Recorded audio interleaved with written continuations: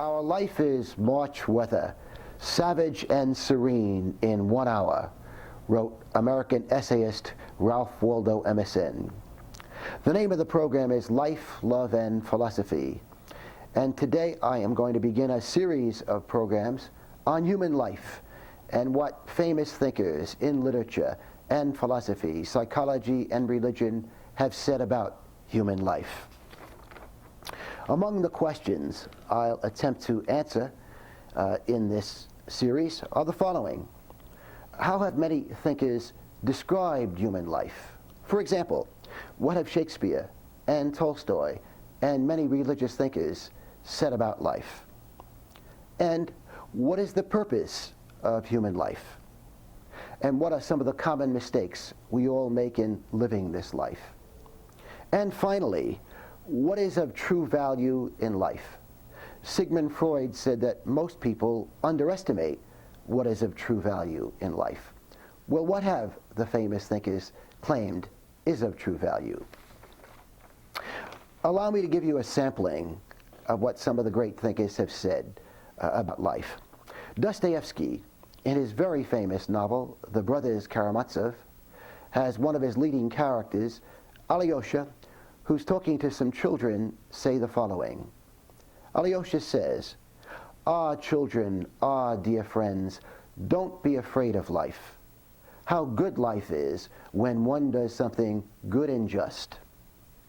And Shakespeare's Hamlet, in the very famous To Be or Not to Be monologue, speaks of, and I'm quoting now, the heartache and the 1,000 natural shocks that flesh is heir to.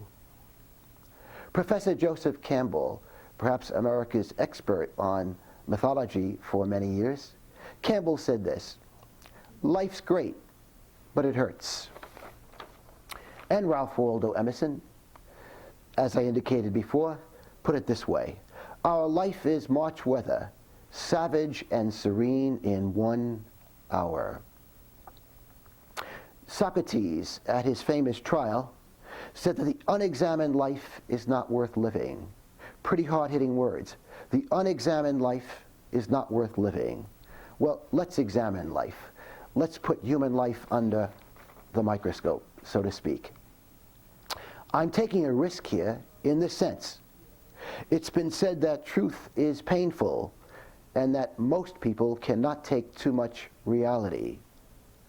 But it's also been said that people cannot take too much unreality, too much abuse of truth. Indeed, Socrates, Jesus, Freud have all claimed that in one way or another, the truth shall make us free. I think it's also interesting that rehabilitated drug addicts and alcoholics will tell you that facing reality, as painful as it can be, is a more satisfying way to live than trying to habitually escape reality. Aristotle, in one of his books, claimed that the highest form of drama was tragic drama. And he said that one of the advantages, the chief advantage of tragic drama, is that the audience can have a cathartic experience, a therapeutic experience in watching tragic drama. Perhaps because the audience can see that they're not alone in the suffering that they do. In my life, I have found that in reading the great thinkers who focus on reality, that such reading has helped me in the following ways. It's pretty much cured me of envy, and I like to think my envy has been replaced with compassion. It's pretty much cured me of self-pity, loneliness, and too much ambition. Again, what is the nature of human life? Let me provide a general overview of thinkers who have commented on what they believe is the nature of human life. And in my overview, I'll try to stay away from the very pessimistic comments some have made and the very optimistic comments others have made. Those comments I'll deal with later. But right now, a general overview, again, of what many famous thinkers have said about human life. Montaigne, the very famous French essayist, said that life is bittersweet. It's sweet in the sense of a beautiful spring day, a child's face, and one could give many other examples of the sweetness of life. But it's also bitter. Life is also bitter in that we all experience stress. We all experience anxiety. Montaigne said that perhaps it's good that life is bittersweet, in the sense that the sweet aspects of life can keep us going, but yet the fact that life has a bitter element makes it easier to die. Montaigne believed that if life was 100% sweet, with no bitterness, that dying would be a much more fearful experience and a much more bitter experience. Marcus Aurelius, famous Stoic philosopher of antiquity, in describing human life, said that life is a process of change. He said all things are in process of change. You yourself are ceaselessly undergoing transformation, from childhood to youth to age. And he pointed out, Marcus Aurelius did, that many changes can be of a very positive nature. Psychiatrist M. Scott Peck has said that life is a series of problems and endless problem solving. And Peck went on to say that life is full of joy as well as pain. The Buddha pointed out that much of our pain is self-chosen. And in Greek mythology, Homer has Zeus, the god of gods, say that while life is difficult, our sins and errors make life more difficult than it has to be. Many thinkers in psychology and literature, philosophy and religion have said that we can learn to live better, that we can diminish the pain of living, not eliminate it, but diminish it, and we can increase our joy. And again, so many of them refer to the art of living, the art of living. Allow me to survey some rather pessimistic views, and then some rather optimistic views that different thinkers have provided us concerning life. Schopenhauer, the very famous German philosopher, who is ranked among the great pessimists among the great philosophers, said this. He said, life swings back and forth like a pendulum between pain and boredom. Cervantes, who wrote what is arguably the best novel ever written, Don Quixote, has the character Don Quixote talk about the unpredictability of life.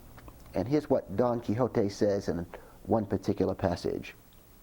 What unexpected mishaps occur at every step to those who live in this miserable world.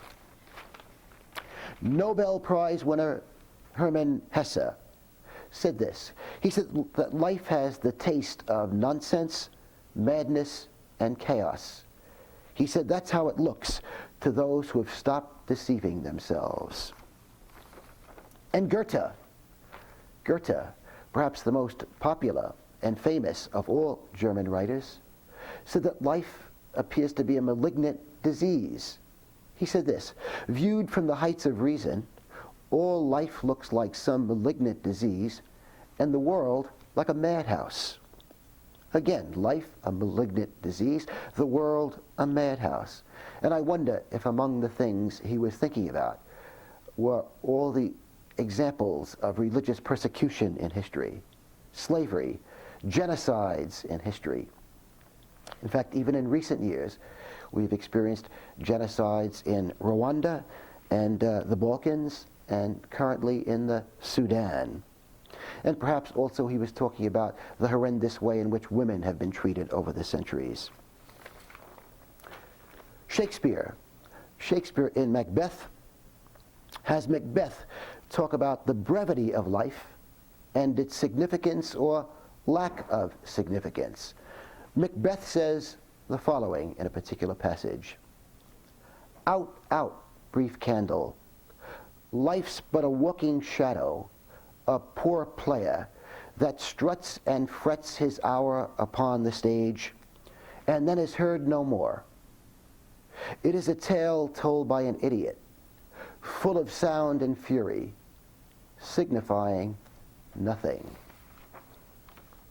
Of course, there are more optimistic views that other thinkers have provided us with concerning the nature of human life.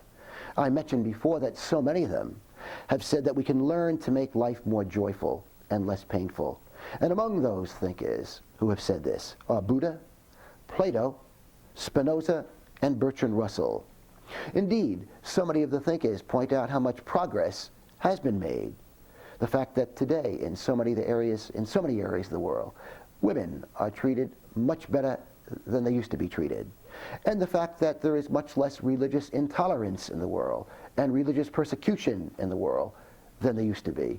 We know, for example, that Western Europe in the 16th and 17th centuries was a hotbed of religious persecution.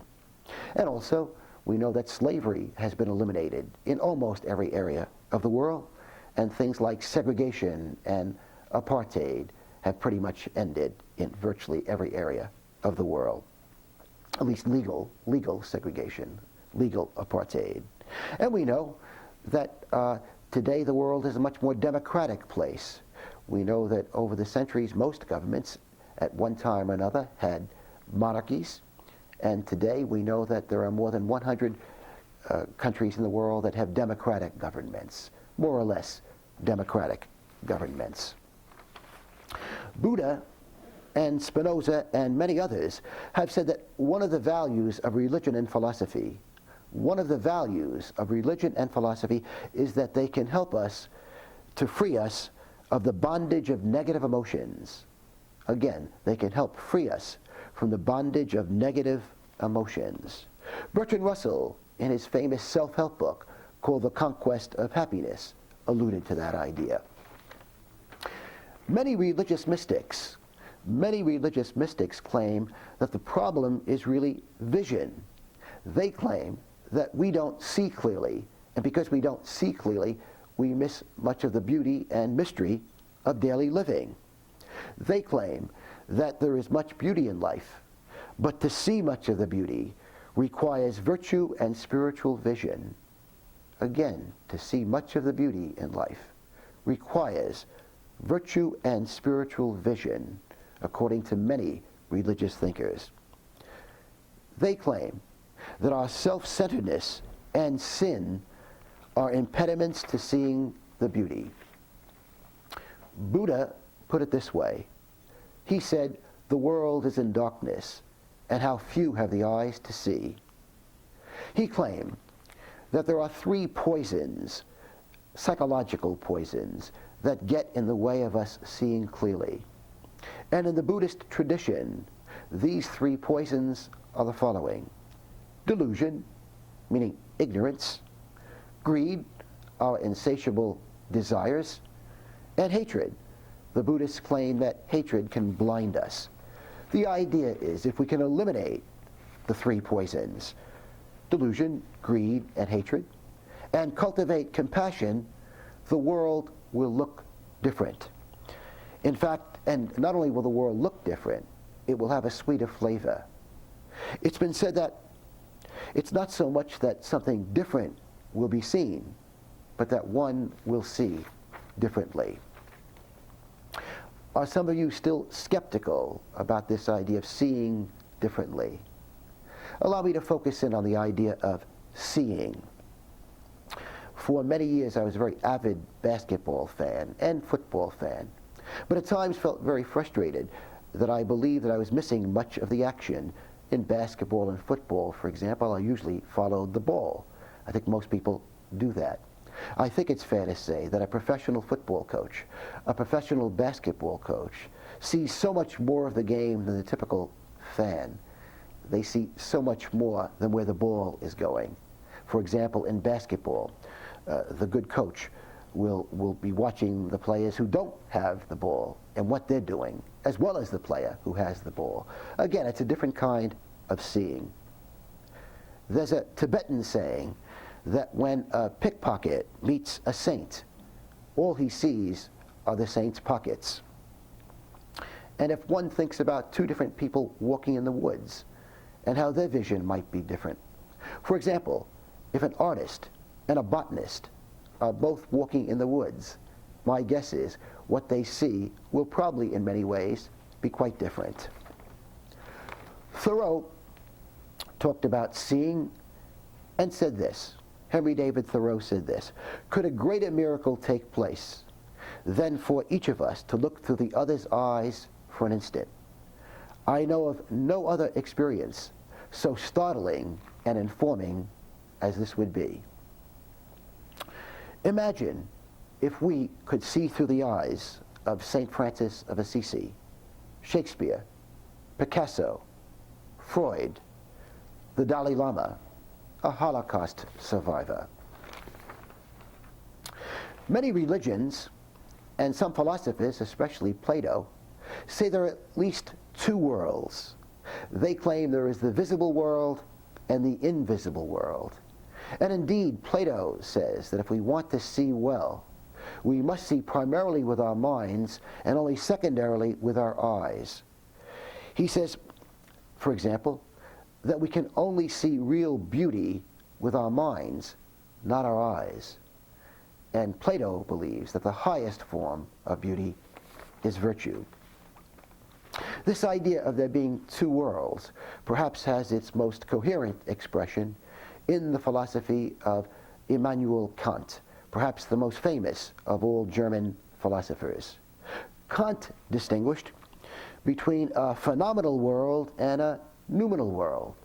The phenomenal world, Kant said, is the world of things as they appear to us. And this world we can access through experience and gain knowledge of through experience. But Kant said there is also, again, what he labeled the noumenal world. This is the world of things as they are in themselves. And Kant said that we have no means to access this world, that our experiences will not allow us to access this world. Kant went on to say that science deals with the phenomenal world, the visible world, so to speak, and religion with the noumenal world, the invisible world, so to speak, and therefore science and religion need not conflict. Science and religion, again, as he saw it, dealt with different worlds, different aspects of reality, or different realities, if you wish, and therefore they need not conflict. Most religions claim there are at least two levels of reality.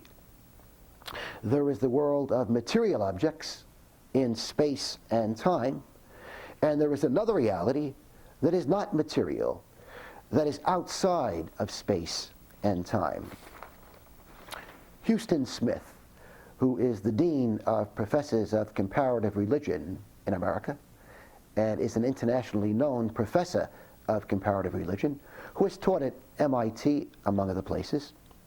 Houston Smith has said in a very famous book called Cleansing the Doors of Perception, a book I highly recommend, he has said that there is a reality beyond what we see. There is a reality beyond what we see. And he describes that reality in the following way. He says, there is a reality other than the one science and common sense present to us. And it is more exciting by any standard that can be invoked. It is more ultimate, more powerful, more significant, and more mysterious. It is interesting that many religions and many philosophers have taught that there is a moral order in the universe, but that we can't see this moral order. Allow me to give an example of what I think they are thinking about. Let me contrast for a moment an aspect of visible reality with a possible invisible reality. It seems that very often in this world that the wicked prosper. Even Jesus talked about that, and Buddha also. That so often the wicked, the very wicked, get the job promotion, or win the election, or become powerful dictators in the tradition of Stalin and Saddam Hussein. They often get the big house, the big car. They seem happy. these very wicked people seem happy.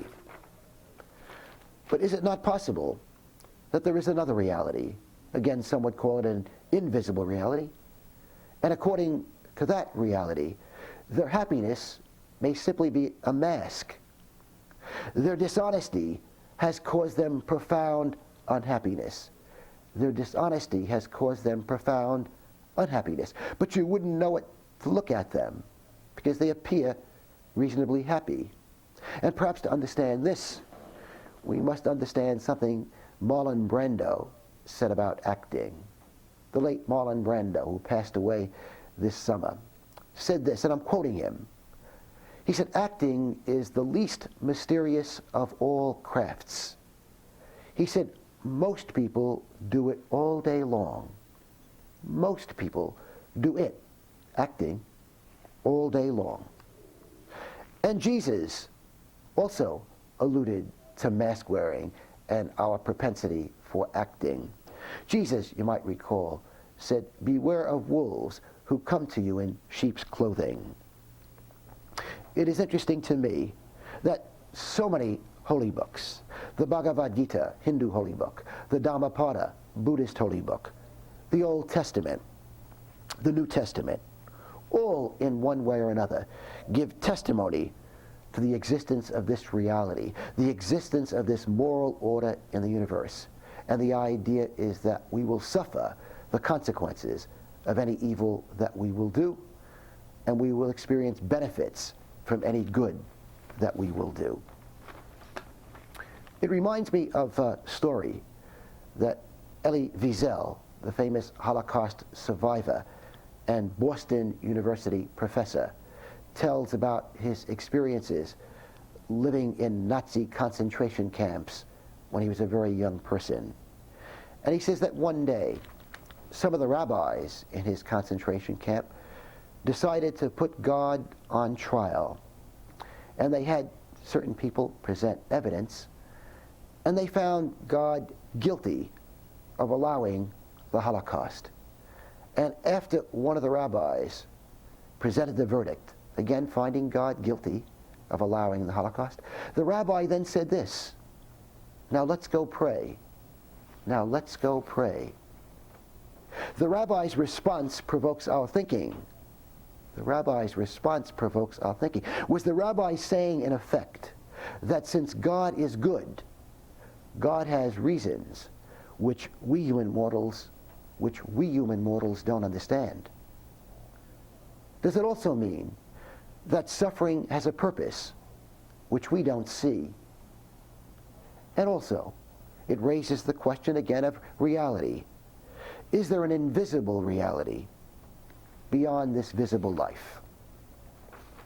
What I'd like to do, since I have a few minutes remaining, is to talk about some books that you might find useful in further pursuing this theme of human life and what the great thinkers have said about it.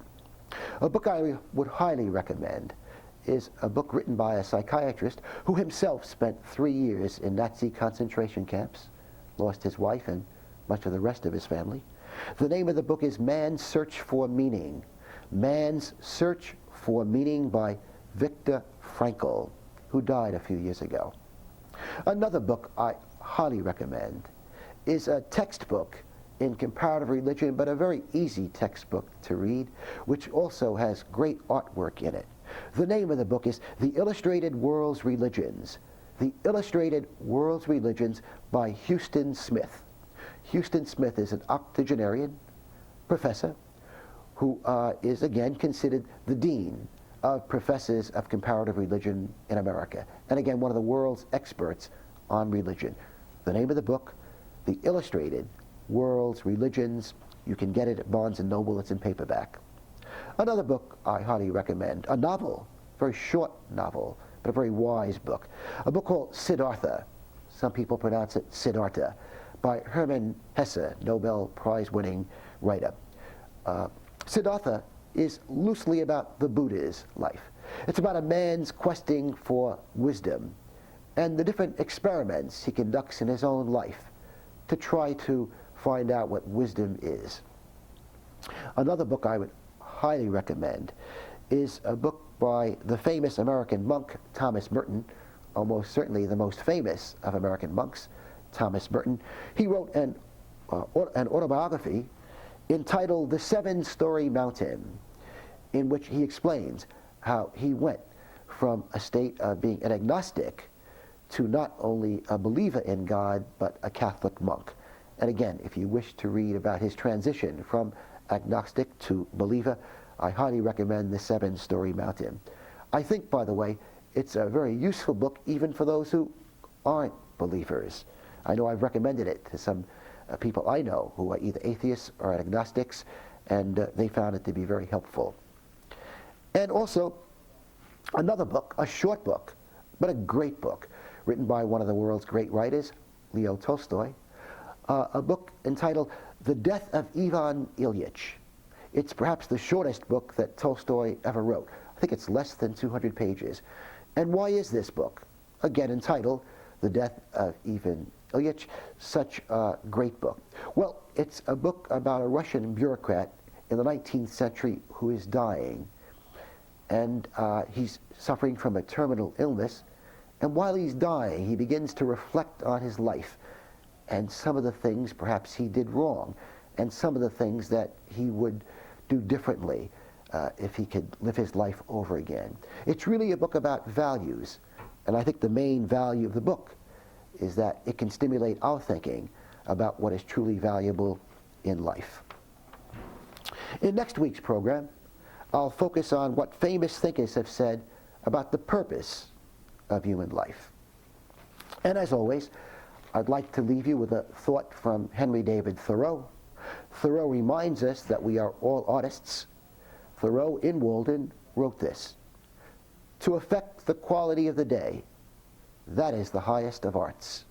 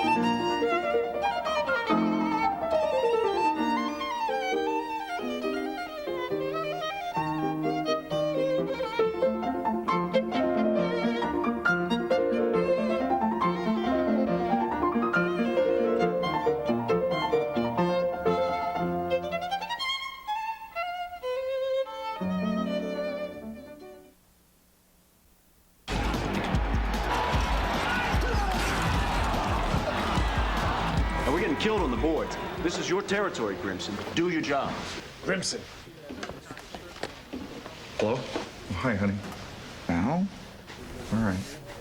The itsy bitsy spider climbed up the water. Down came the rain. I love you, Daddy. I love you too, sweetheart. Love. Pass it on from the Foundation for a Better Life.